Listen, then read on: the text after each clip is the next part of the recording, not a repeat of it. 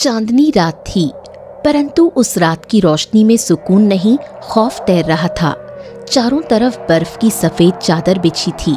आसमान से हल्की हल्की बर्फ गिर रही थी और तेज ठंडी हवाएं जिस्म को चाकू की तरह चीर रही थीं।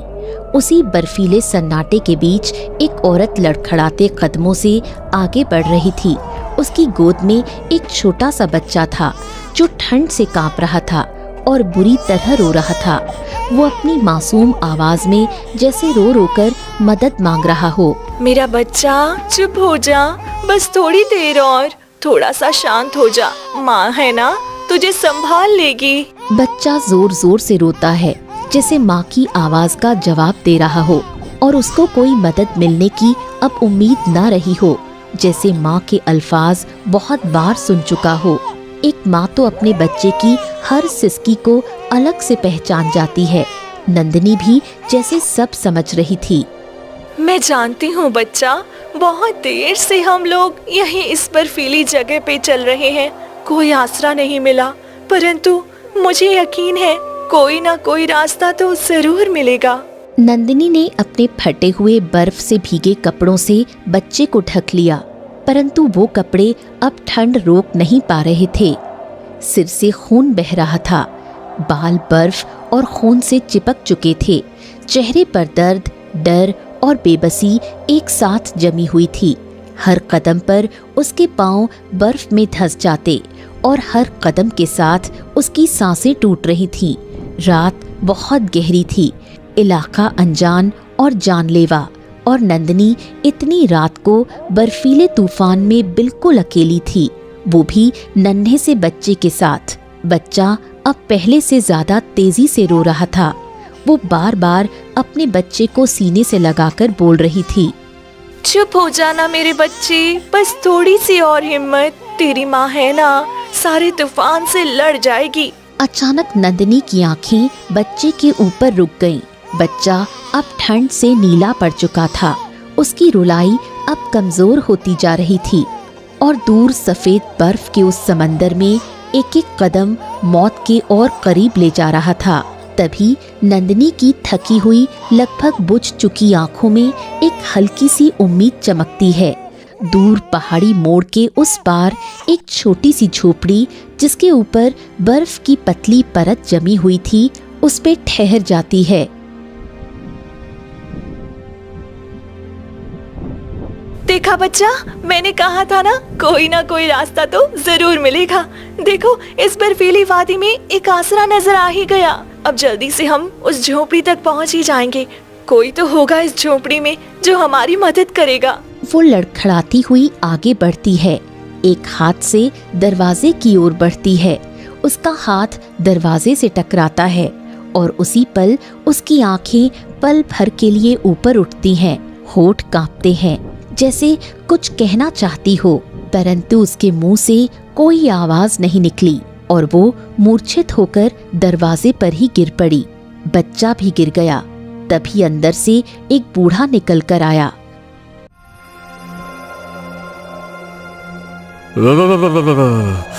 अरे अरे, ये कौन है? कौन है ये? यहाँ इतनी ठंड में क्या कर रही है? ऊपर से इतना छोटा बच्चा। अरे राम राम राम, आजा आजा आजा आजा।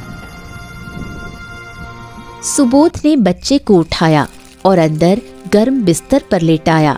नंदिनी को भी उसने गर्म बिस्तर पर लेटाया। आग थोड़ी तेज की और बच्चा, जो गर्म बिस्तर पर जाकर थोड़ा चुप हुआ था, अब अपने हाथ को चाट रहा था। पता नहीं कौन है ये, इतने तेज तूफान में यहाँ कैसे आए? बच्चा भी भूखा है, माँ भी बेहोश है। एक काम करता हूँ, बच्चे को दूध पिला देता हूँ। हाँ। सुबोध ने बच्चे को दूध पिलाया। बच्चा सुकून से नींद की आगोश में चला गया। फिर बूढ़े ने नंदिनी के जख्मों को देखा, उसके घाव धोए और पट्टी कर दी। जख्म पर मरहम लगने से नंदिनी को राहत मिली और उसने अपनी आंखें खोल दी। ये मैं कहाँ हूँ? मेरा बच्चा कहाँ है? आराम से बेटी। देखो, घबराने की कोई जरूरत नहीं है। तुम्हारा बच्चा दूध पीकर सो गया है, गरम बिस्तर में है। तुम बस खुद का ध्यान रखो, तुमको यहाँ कोई दिक्कत नहीं होगी। आराम करो और अपने जख्मों को ठीक होने का समय दो, है ना बेटा? नंदिनी की आंखों से आंसू गिरने लगे, जैसे वो बहुत कुछ मन में लिए बैठी हो, परंतु बोल ना पा रही हो। उसने एक नजर बच्चे की ओर देखा, जो आराम से गर्म बिस्तर में सोया हुआ था।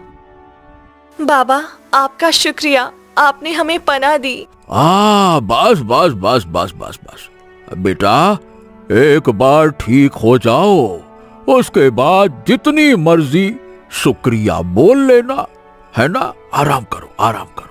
नंदिनी की आंखों में चमक आ गई। कुछ दवाओं का असर, कुछ थकान और भूख, इन सब से अब नंदिनी निढाल हो चुकी थी। बूढ़े ने नंदिनी को कुछ खाना दिया। नंदिनी ने खाना खाया।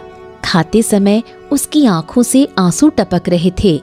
हाँ, बहुत कुछ है बच्ची के मन में, परंतु अभी ये समय नहीं है इससे कुछ पूछने का। सुबह बात करता हूँ। हाँ। खाना खाने के बाद नंदिनी सो गई और अगला दिन हो गया। अब नंदिनी के जख्म काफी बेहतर थे। बच्चा भी अच्छे से खेल रहा था। हाँ, और बेटी, अब सब बढ़िया लग रहा है ना? हाँ, अच्छा ये बताओ, तुम यहाँ आई कैसे और क्यों? बाबा, मैं और मेरा पति इन हसीन वादियों में घूमने के लिए निकले थे। इस बर्फीली वादी का आनंद ले रहे थे, तभी कुछ लोगों ने हम पर हमला कर दिया। मेरे पति को बेरहमी से मार दिया। वो मेरा बच्चा भी छीन लेना चाहते थे और मुझे भी अपने साथ ले जा रहे थे। जैसे तैसे करके अपनी और अपने बच्चे की जान बचाकर भागी हूँ। सोचा था जिंदगी के कुछ हसीन पल पति के साथ जीऊंगी, परंतु ऐसा हो नहीं पाया। ये पल मेरी जिंदगी के सबसे खौफनाक पलों में बदल गए। अरे राम राम राम राम राम, ये तो बहुत बुरा हुआ बेटा तुम्हारे साथ। अरे भगवान, कभी किसी के साथ ऐसा नहीं होना चाहिए। अब देखो ना, तुम्हारा छोटा सा बच्चा है और ऊपर से इतनी ठंड है और तुम घर से दूर हो, पति को हमेशा हमेशा के लिए खो दिया, इन वादियों में भटक रही हो। क्या कहूं, ऐसी समस्या भगवान कभी किसी को ना दे। मेरे पास शब्द नहीं है बेटा तुमको दिलासा देने के लिए। एक पति के बिना जिंदगी कुछ भी नहीं होती है। अब तुम जहां जाओगी, कैसे रहोगी, कैसे क्या करोगी, बच्चे को कैसे संभालोगी, कुछ सोचा है बेटा? बाबा, आप मुझे यहाँ से गांव जाने का रास्ता बता दीजिए। मैं अपने ससुराल ही जाऊंगी। उनका बेटा तो नहीं रहा, अपने ससुराल वालों को मैं संभाल लूंगी।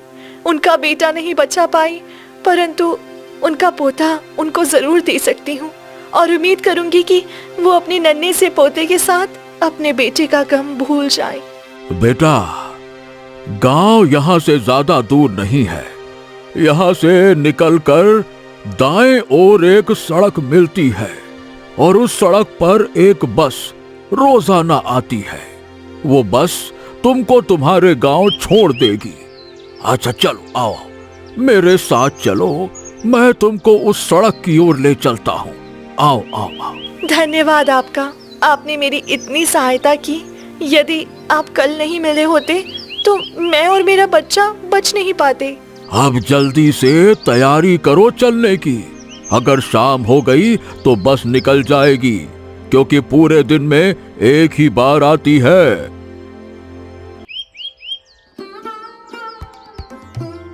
नंदिनी सुबोध के साथ बच्चे को लेकर सड़क की ओर चल दी।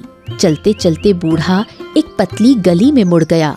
नंदिनी को थोड़ी सी हैरानी हुई, परंतु वो चुप रही, क्योंकि बूढ़े ने उसका इतना साथ दिया था कि वो उस पर शक नहीं कर सकती थी।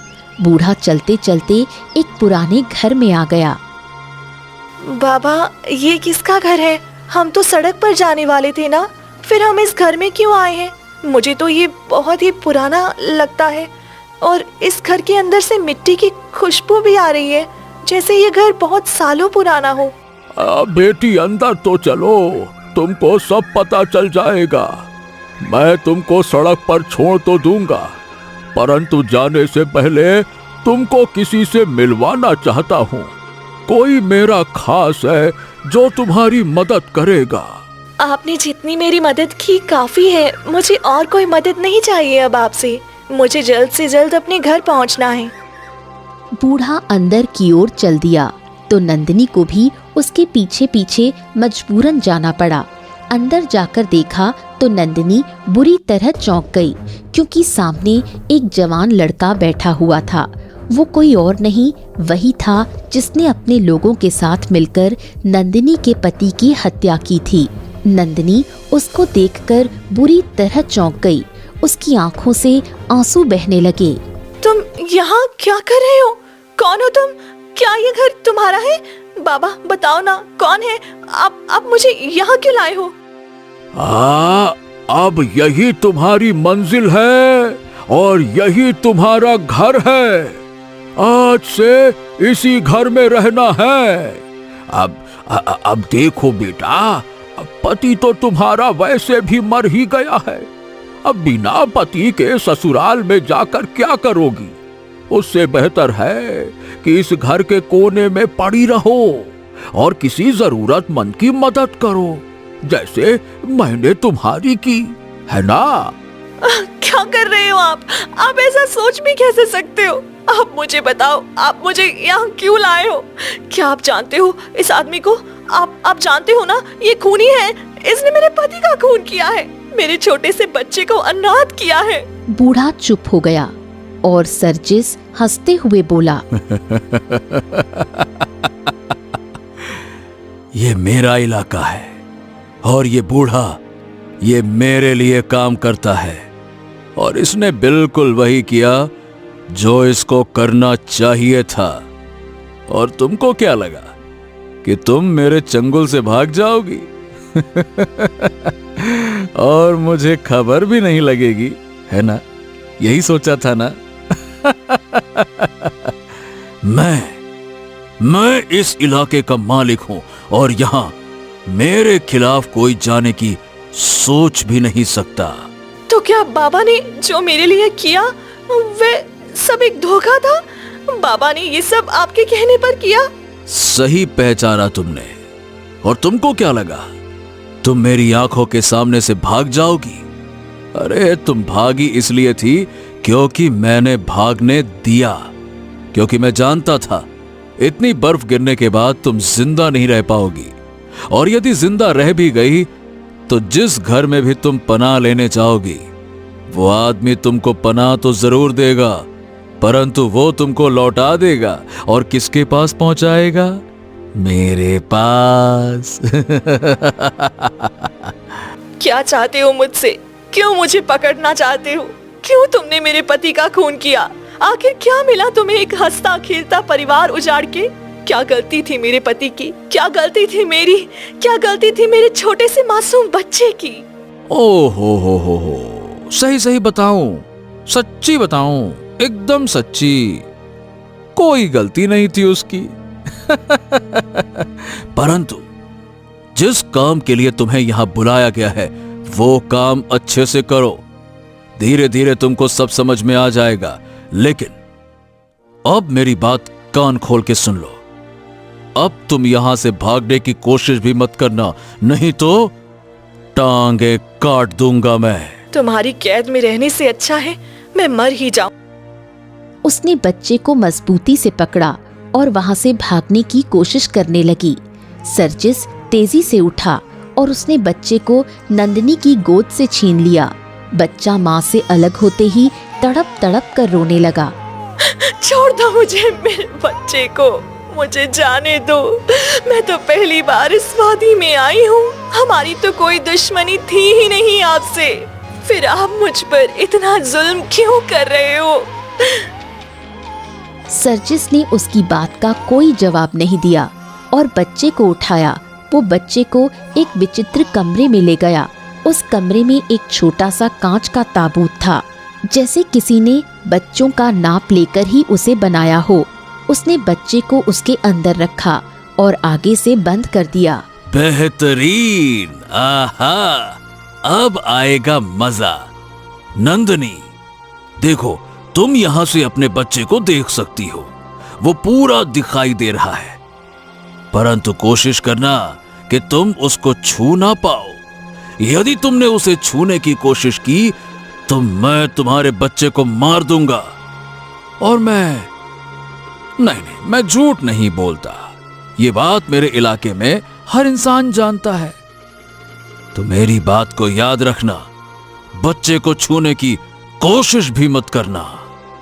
नंदिनी की बात सुने बिना सर्जिस वहां से चला गया और नंदिनी बुरी तरह टूटकर रोने लगी। इस वक्त वो इतनी मजबूर हो गई थी कि अपने बच्चे को देख तो पा रही थी, परंतु उसको गोद में नहीं ले सकती थी। अब वो अपने बच्चे को यहाँ छोड़कर इस घर से भागने का भी नहीं सोच सकती थी। सर्जिस ने बच्चे को कैद करके उसके पाँव में बेड़ियां जो डाल दी थीं, वो अपने बच्चे के ताबूत के पास बैठ गई और उसको दिलासा देते हुए बोली, मेरे बच्चे, परेशान नहीं हो, तेरी माँ यहीं है तेरे पास, और मैं कसम खाती हूँ अपने मरे हुए पति की, जब तक अपने बच्चे को इस ताबूत से आजाद नहीं कर लेती तब तक एक चैन की सांस भी नहीं लूंगी। ऐसे ही 2 दिन बीत गए। ना सर्जिस ने नंदिनी से कोई काम कराया, ना ही उसके सामने आया। नंदिनी अपने बच्चे के ताबूत के पास सारा दिन बैठी रहती। एक दिन वो उठी और घर को बहुत गौर से देखने लगी। अगर किसी इंसान को हराना है तो हमें इसकी कमजोरी के बारे में जानना चाहिए। मुझे यकीन है इस इंसान की कमजोरी इसी घर के अंदर जरूर होगी। वो सुबह से शाम तक उसके घर में घूमती रही, परंतु उसको घर में कुछ भी विचित्र नजर नहीं आया। वो थक हार कर अपने बच्चे के पास पलटने ही वाली थी कि उसको लकड़ी का एक पुराना दरवाजा नजर आया। पूरा इतना पतला और लंबा है, और ये लकड़ी की चौखट, ये तो मुझे इस घर की भी नहीं लग रही है। दोनों दरवाजे आपस में जुड़े हुए हैं। जरूर इस कमरे में कोई रहस्य छुपा होगा। मुझे इसके अंदर जाकर देखना चाहिए। नंदिनी दरवाजा खोलकर उस कमरे के अंदर चली गई। अंदर जाकर वो बुरी तरह चौंक गई। उसे कमरे के अंदर 2 बड़े बड़े कांच के ताबूत रखे हुए दिखाई दिए, जिसमें 2 सुंदर सुंदर लड़कियां बंद थीं। नंदिनी उनके पास गई और बोली, कौन हो तुम और इन ताबूत के अंदर क्या कर रहे हो? तुम्हारी आंखें खुली हुई हैं, ये इस बात की गवाह है कि तुम दोनों जिंदा हो। दोनों लड़कियों ने एक दूसरे की तरफ देखा और हल्की आवाज में बोली, कौन हो तुम और यहाँ क्यों आई हो? क्या तुमको नहीं पता ये कितनी खतरनाक जगह है? वह सर्जिस तुमको भी हमारी तरह इसी ताबूत में बंद कर देगा। इससे पहले वह तुमको देखे तुम भाग जाओ यहाँ से। मैं नहीं भाग सकती यहाँ से, क्योंकि उस सर्जिस ने मेरे बच्चे को भी तुम्हारी ही तरह ताबूत के अंदर कैद कर लिया है। तुम मुझे इस सर्जिस के बारे में कुछ बताओ ताकि मैं उससे मुकाबला कर सकूं और तुम दोनों को और अपने बच्चे को यहाँ से बचा सकूं। तभी दूसरी लड़की शांति बुरी तरह डर गई। उसकी आंखों में खौफ साफ नजर आ रहा था, जैसे उसने बहुत कुछ सहा हो और अब वो थक गई हो प्रयास कर करके। शांति डरते हुए बोली, नहीं नहीं, हम तुमसे कुछ नहीं बता सकते। तुम यहाँ से चली जाओ। हमने तुम्हारी मदद की या तुमने हमसे मदद लेने की कोशिश की तो हम मर जाएंगे। हमें मरने का डर नहीं है। हम खुद भी मरना चाहते हैं। जो जिंदगी हम जी रहे हैं उससे कहीं बेहतर है मौत। पर जो हमारे अपने हैं, हमसे जुड़े हैं, हमें उनकी रक्षा करने के लिए अपना मुंह बंद करना ही होगा। इसीलिए हम तुमको कुछ नहीं बता सकते। अब तुम यहाँ से जाओ। शांति पहली बार को यहाँ आया है। ये हमारे पास पहला और आखिरी मौका है। इसको हम हाथ से नहीं जाने दे सकते। बिना आवाज उठाए जुल्म सहना आत्महत्या की तरह होता है। इस पर शांति चुप हो गई और उसने हाँ में सिर हिलाया। ये सर्जिस क्या करता है हमें आज तक नहीं पता लगा, परंतु इतना पता है उसकी एक पत्नी है और आए दिन वो अपनी पत्नी के साथ यहाँ आता है। उसकी पत्नी अक्सर रोती रहती है। ना जाने क्या कमी है उसके जीवन में जो वो रोती रहती है। और सर्जिस हमेशा उसको कुछ तो कहता है, क्या कहता है नहीं पता, क्योंकि वो हमसे बहुत दूर खड़े रहते हैं जब बात करते हैं। तुम एक काम करो, इसी दरवाजे के पीछे छुप जाओ और जब आज सर्जिस आए उसकी और उसकी पत्नी की बात सुन लेना। हाँ, हमें पता लग जाएगा वो हमसे क्या चाहता है। ठीक है, मैं यहीं छुप जाती हूँ। नंदिनी कोने में छुप जाती है। जैसे ही रात होती है, सर्जिस एक साधारण सी स्त्री के साथ वहां आता है और आकर शांति और निशा को देखकर कहता है, साइना, देखो इन लड़कियों को और खुश हो जाओ। क्या आपने सच में मेरी बात मान ली है? तुम्हारी हर बात मेरे लिए हुक्म की तरह होती है। जो तुम बोलोगी वो मैं करूंगा। आप मुझसे इतना प्रेम क्यों करती हैं? मैं एक साधारण स्त्री हूँ, कोई सुंदरता नहीं मेरे पास, कोई ताकत नहीं, कोई ज्ञान नहीं, कोई धन नहीं, फिर आप मुझसे इतना प्रेम क्यों करते हो? आहा, यही बात तुम हमेशा क्यों मुझे बताती हो? क्या तुमको नहीं लगता तुम्हारी इन सब बातों से मुझे कोई फर्क नहीं पड़ता? मुझे पड़ता है। आप इतने सुंदर हो, मैं आपके साथ अच्छी नहीं लगती। जब आईने में आपको और खुद को साथ देखती हूँ तो मुझे बुरा लगता है। आपके साथ कोई सुंदर स्त्री ही जचेगी। तुम भूल रही हो, तुम्हारी इसी बात को गलत साबित करने के लिए मैंने इन 3 सुंदर स्त्रियों को यहाँ बुलाया है। क्या करने वाले हैं आप इनके साथ? ज्ञानी बाबा ने कहा था 3 स्त्रियों को बुलाना होगा, परंतु मुझे ये समझ नहीं आया क्यों बुलाया ज्ञानी बाबा ने। क्या इनमें से एक से वो आपका विवाह कराना चाहती हैं? अगर ऐसा है तो मैं बहुत खुश हो जाऊंगी, क्योंकि मैं यही चाहती हूँ कि जो आपके साथ चले वो आपके साथ अच्छी लगे। गांव वाले आप दोनों को देखकर ताने नहीं मारेंगे। आपको यहाँ छुपना नहीं पड़ेगा इस घर में। मैं तुम्हारे साथ चलना चाहता हूँ। गांव वाले हमें साथ रहने ही नहीं देंगे। एक बार को स्त्री सुंदर हो, उसका पति बदसूरत हो, उनको कोई नहीं कुछ कहता। यदि एक मर्द अपनी पत्नी से सुंदर हो जाए तो लोग जीने ही नहीं देते। हाँ, अभी थोड़ा सब्र करो।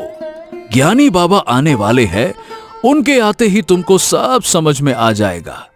मैंने कुछ सोचा है तुम्हारे और अपने लिए।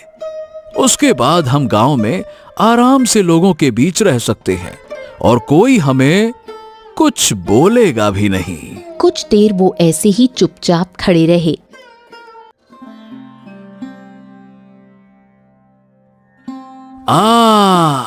आपकी ही तो प्रतीक्षा कर रहे थे।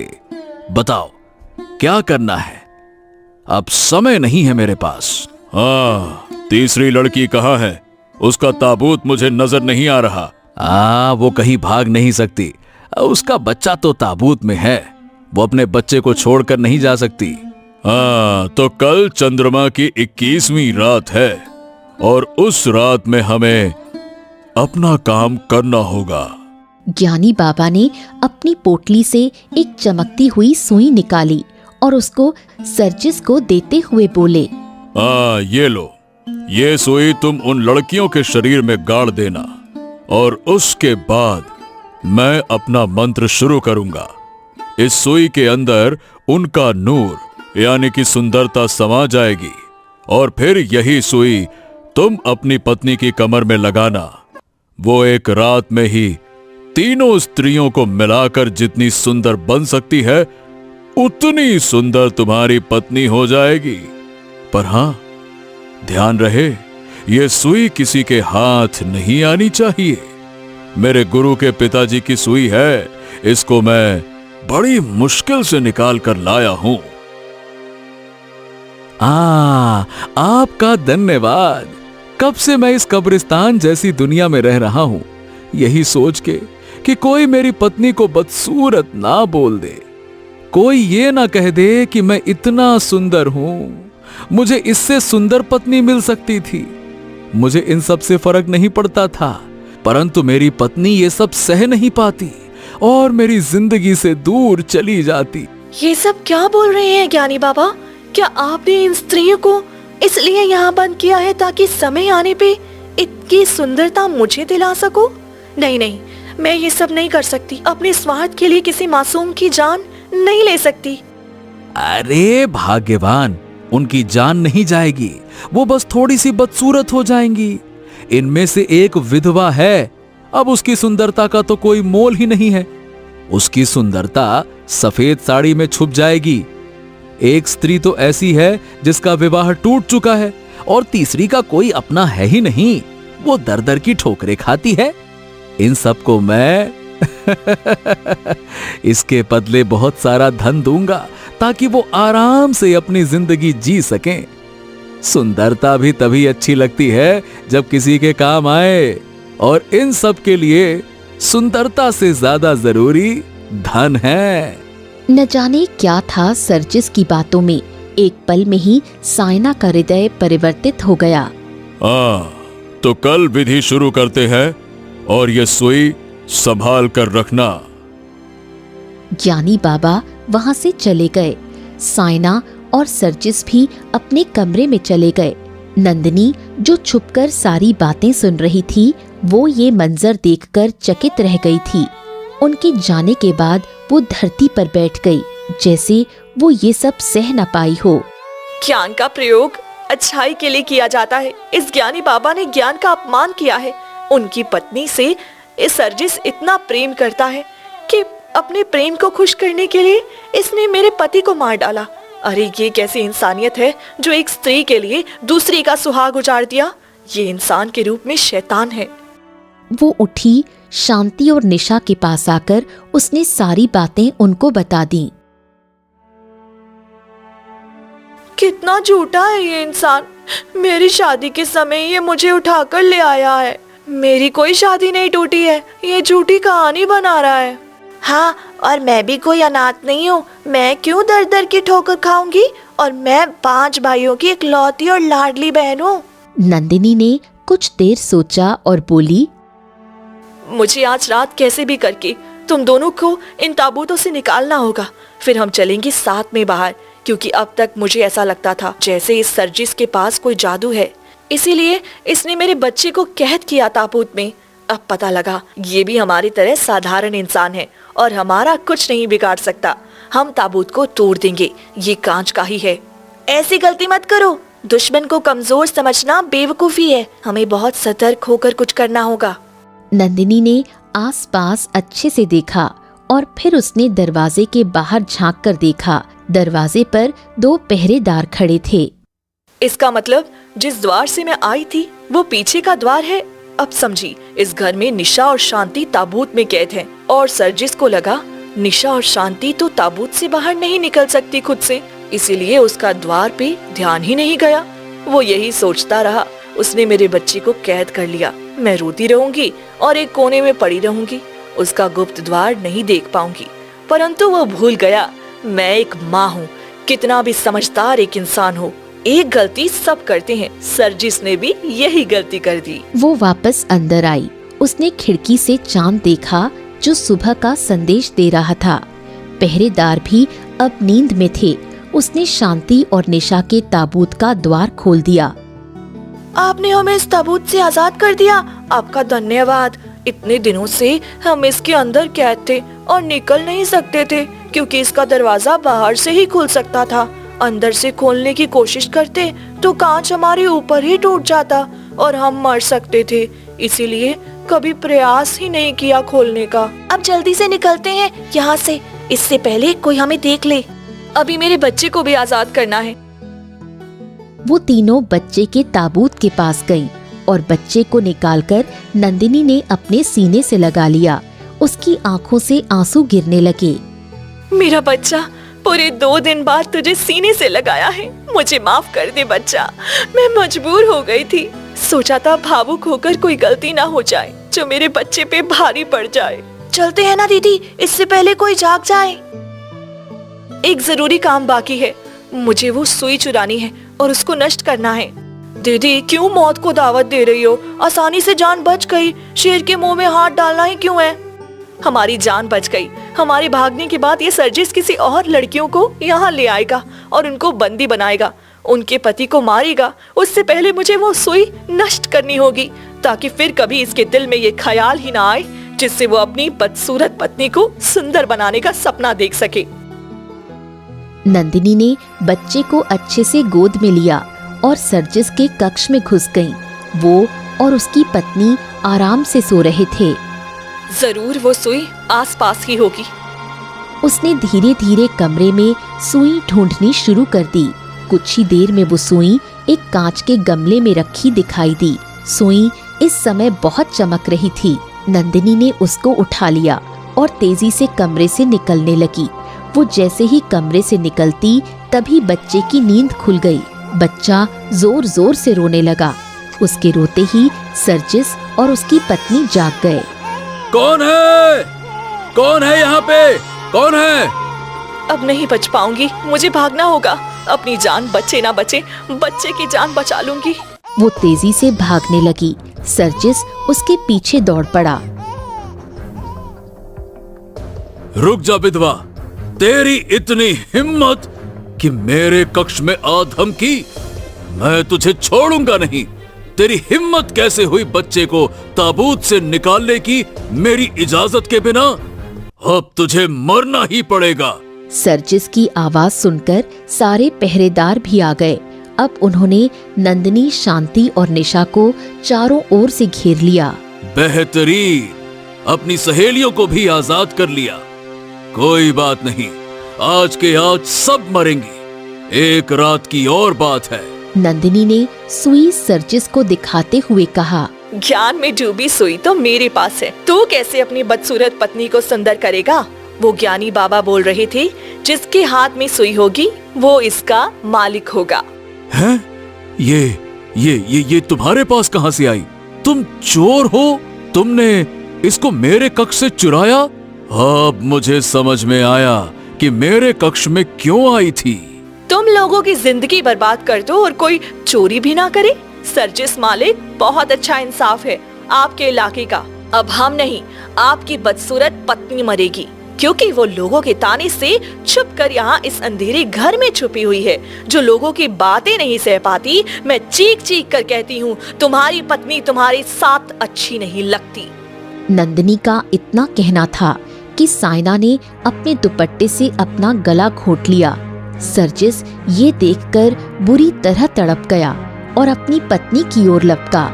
नंदिनी को अच्छे से पता था उसके शब्द तलवार का काम करेंगे, इसलिए उसने साइना के सामने ये बात बोली थी।